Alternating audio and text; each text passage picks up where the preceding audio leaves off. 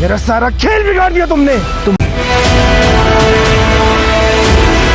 मुझ पे शक होना भी नहीं चाहिए, मेरी सालों की मेहनत खाक में मिल जाएगी। हमारे उस पालतू कुत्ते में दम था ही नहीं।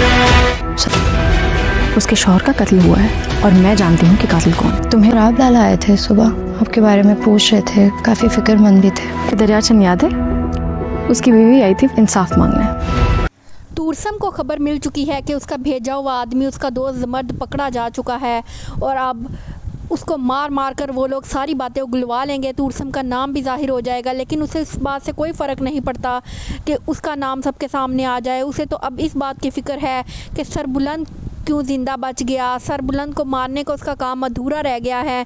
दूसरी तरफ जमर्द को बहुत ही ज़्यादा मार पड़ रही होती है और सरबुलंद के लोग उसे पीट पीट कर उससे उगलवा रहे होते हैं सारी बातें, जबकि तूरसम को उसकी कज़न समझाने की बहुत कोशिश करती है कि तुम्हारे दुश्मन तुम्हारे भाई नहीं हैं।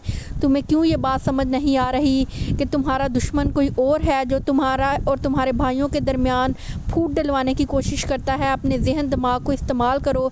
रबिया से भी सोहराब बार बार सरबुलंद के बारे में पूछता है। रबिया को भी शक होने लगता है कि सोहराब को इतनी ज़्यादा बेचैनी क्यों हो रही है। वो ये बात सरबुलंद के साथ भी शेयर करती है, जबकि सरबुलंद को तो पहले से ही सोहराब पर शक था। वो तो काफ़ी देर से उस पर शक कर रहा था, जब से शहरबानो गुमी है उसे तो पहले ही उन पर शक था। जबकि वो शीरी से कहता है कि तुम्हारा भेजा हुआ कुत्ता कुछ नहीं कर सका, उसने सारा काम ख़राब कर दिया है और अगर उन लोगों ने उसे ज़्यादा मारा तो वो तुम्हारा भी नाम इस्तेमाल कर सकते हैं। वो ये भी बता देगा कि शीरी ही थी जो मुझे हवेली की सारी खबरें पहुंचाती थी।